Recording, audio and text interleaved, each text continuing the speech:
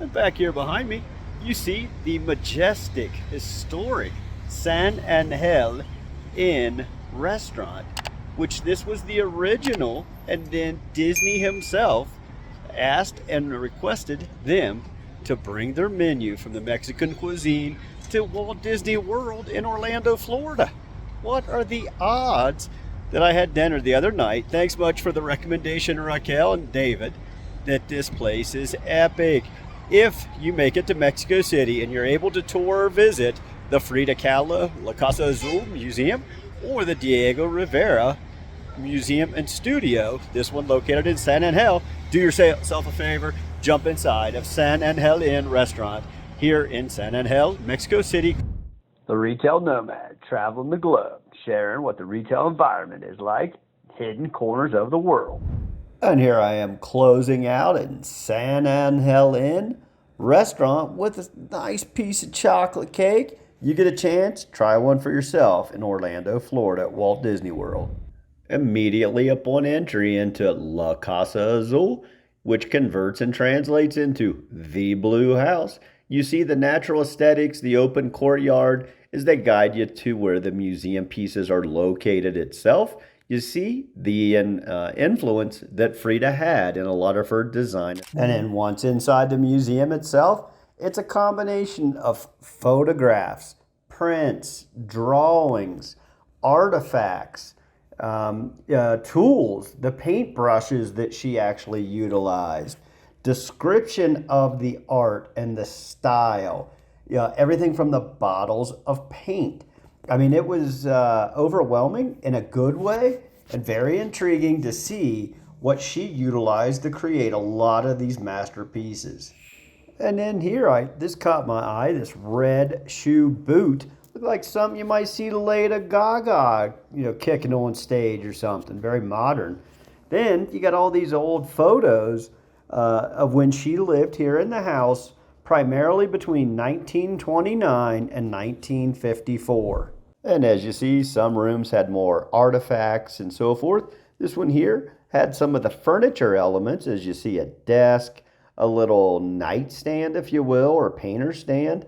They had the wheelchair and the painting easel. Here you've got a library with some, Aztec or Colombian, if you will, influenced artifacts up top.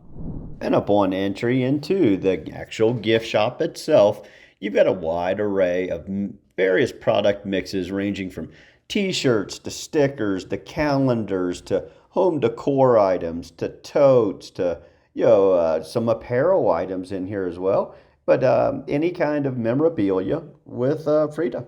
And after finishing up at the Frida Museum, jump down just a few blocks away to what's called Mercado de Coyoacan. What I want to do is I want to give you the translation with the indigenous tribal language that the name of this community stands for Place of the Coyote. But I did want to bounce you in this sweet Mercado. I love these here, as they offer virtually everything. Jump inside here with us. And take note on how vibrant all the mixture of colors and decor, the signage, this is just overwhelming almost. But, these little makeshift restaurants and, you could grab a juice anywhere. I love the Uber Eats sign. Talk about blending local culture with worldwide commerce. They got the motorcycle dudes that zip in and zip out. And here I found Moles Reina, which is basically like the spice queen, if you will. There's all kinds of natural goodies in this little booth here, and I loved how they presented and merchandised the goods.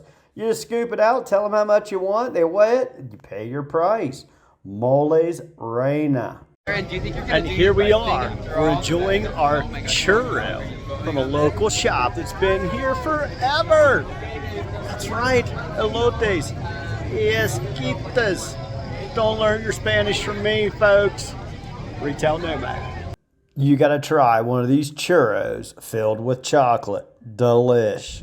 And take note up top, you see Wingstop, one of the only commercial or international brands. Actually, I saw a 7-Eleven as well, but not many. I just wanted to show you the blend of the local stores, the markets, the boutiques, with a few of the international brands, but not many whatsoever.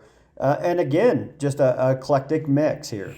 And again, just bouncing down the street, poking my head in an entryway to a local jewelry store. But I wanted to show you the artsy vibe they feel, the bohemian, the hippie side that I feel was truly created by Frida, as she passed here, over 70 years ago. Truly what I wanted to do in this video is just show you the eclectic mix and blend and mixture of locals. This little coffee shop across the corner right there, been there since 1953, a year prior to Frida passing, but this entire area, the history, the church here, just is amazing on what the culture has developed throughout the years, and I say Frida and Diego helped create. And in preparing to close out this week's video, I wanted to showcase this one brand once again called Ai Weiwei. I truly found their style unique, eclectic. I just loved how they tied in the cultural rich history here in Mexico. Everything from the Day of the Dead to, the animals, jaguars and so forth. Ai Weiwei.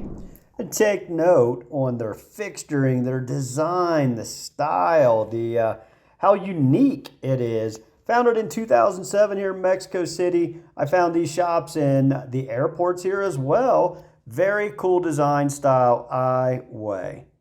Got the Retail Nomad signing out from Coyoacan, Mexico City. And this place is just, it's cool, it's historic, it's outdoorsy. There's a park in here. There's boutiques, stores, restaurants, shops. There's a Starbucks, for goodness sake. And we just toured through Frida Kahlo's Museum, which was her old home, called La Casa Azul. Stands for the Blue House. Thanks much for tagging along this week's video, touring the community where Frida Kahlo was born, raised, lived, and I believe she passed away. Stay tuned to the Retail Nomad, as each week we'll be profiling different types of shopping experiences around the world. Be sure to like, share, and subscribe. Ciao.